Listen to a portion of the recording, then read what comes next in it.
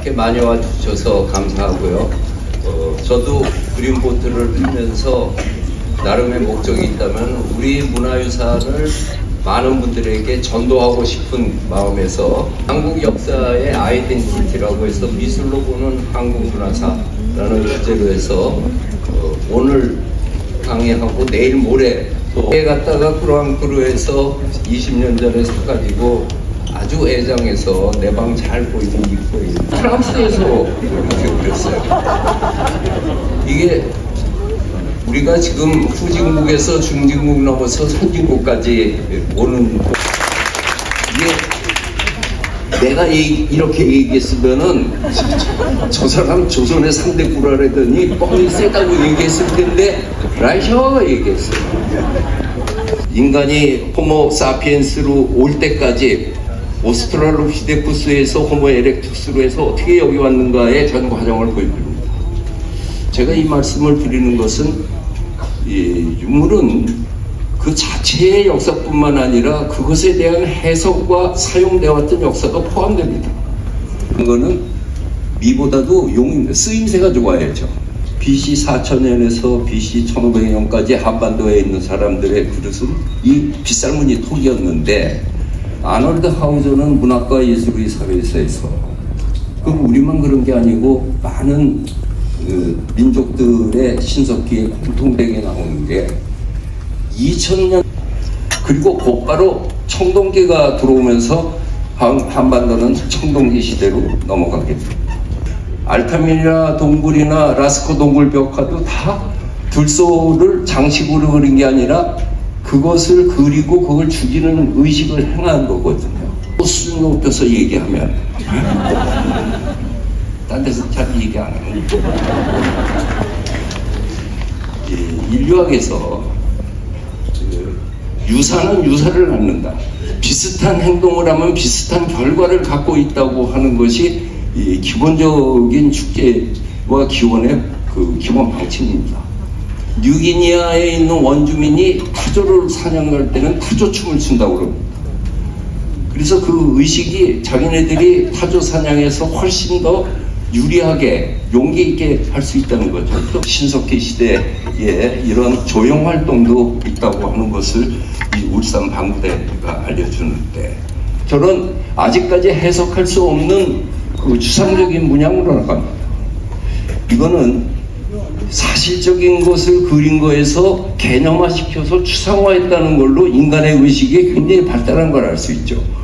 아메리카 원주민이 2000년 전에 만든 포코너 스테이트에 있는 아리조나, 네바다, 유타, 뉴멕시코가 만나는 자리에 있는 그래서 저걸 한번 보러 갔는데 저거보다 내가 감동받은 거는 저거에 대한 문화재 안내판 이 문화재 안내판에 써있기를 뉴스페이퍼 락이라고 했습니다. 신문바이다. 그 당시에 모든 생활 정보가 저 속에 다 들어가 있다는 거예요. 우리는 그거를 읽어서 이분들의 삶의 어떤가를 알 수가 있다. 중요한 줄 모르고 저 김해에서는 아파트 공사하다가 고인돌 그 걸리적거린다 치웠다가 혼난 그 일이 있잖아요. 유네스코 세계유산에 등재되는 게 굉장히 어려운데 고인돌은 금방 됐어요. 왜냐하면은 유네스코 세계유산이 되려면 가장 기본인 게 OUV, Outstanding Universal Value, 탁자식 고인돌. 저거 3개가 나오면은 북방의 한반도 북방의 청동기 시대 고조선의 상징적인 유물입니다. 우리 미술사학과 대학원 들어올 때 면접이라든지 시험 볼 적에 고조선을 상징하는 3가지 표지 유물에 대해서 이야기하시오. 이건 화순 대곡리의 한 집 밑에서 배수로 공사하다가 발견돼서 학술 발굴에 의해서 위치를 알고 있는 거예요. 그리고 저 대전 괴정동에서 나온 그 아마도 재관이 이 가슴에다 댔을 것 같은 정말 끔찍해요. 끔찍하게 세계 곳곳에 퍼져 있어요. 어떤 때는 이렇게 가지런하게 예쁘게 그 부장을 했어요. 감동적인 것은 환도산성에서 내려본 통구에 있는 무덤들이에요. 저게 다 13,000기입니다. 유네스코 세계유산에 등재되어 있어요. 치를 그렸지만은 저 끝에 사냥하기 싫어서 마지못해 온 고구려 청년하는가 이렇게 이게 죽음의 공간 심각한 그 순간에도 잊지 않고 저런 어제 과음한 청년을 그림에 갑자기 활기가 드러나죠. 이때가 장수왕 때입니다. 그리고 곧 이어서 유명한 사신도 무덤으로 해놓고 고구려는 여기서 장렬하게 끝을 냈습니다. 여기에서 나온 유물 멋있는 거 공주박물관, 저쪽에 끝에 있는 게 머리핀 뒷꽂이에요. 머리 이렇게 딱 해서 탁 머리핀 뒷꽂이.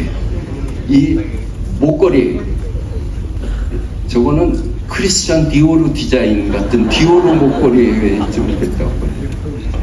고곡은 신라가 발견했는데 머리 캡을 저렇게 해놓은 거는 무령왕릉께 제일 멋있어요.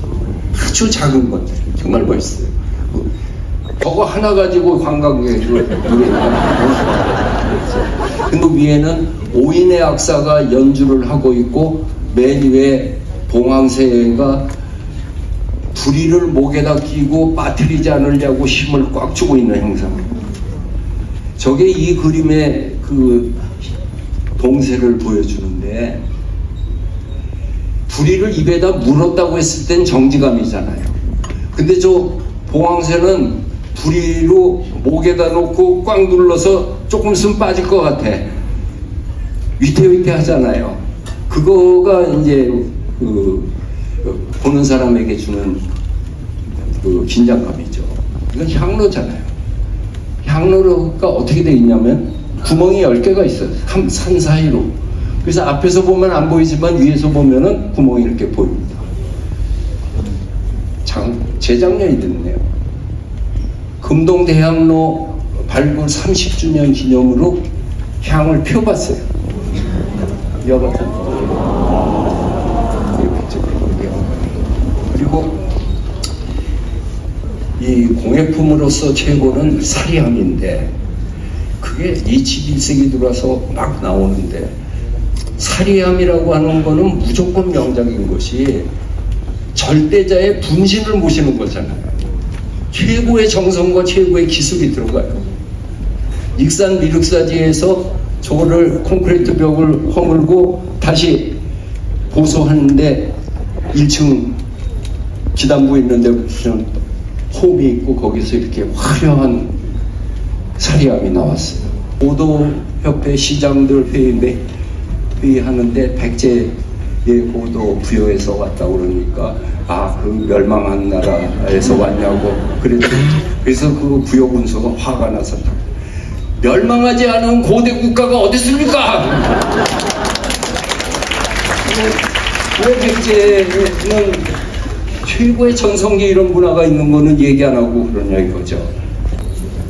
공주 2개, 부여 4개, 익산 2개, 8개가 유네스코 세계유산 백제 역사지구로 해서 그 중에 하나죠. 이 왕궁에서 나온 이 사리함은 세계 사리함 콘테스트에 가면 그랑프리감인데, 사실 일본 당초제사 도쇼다이지 것도 멋있고, 서안 위쪽에 있는 법문사의 비밀이라는 소설이 있잖아요. 거기에서 나온 거는 정말 어디가 1등이라고 다루기 힘든데 우리는 왕궁국도 있어요.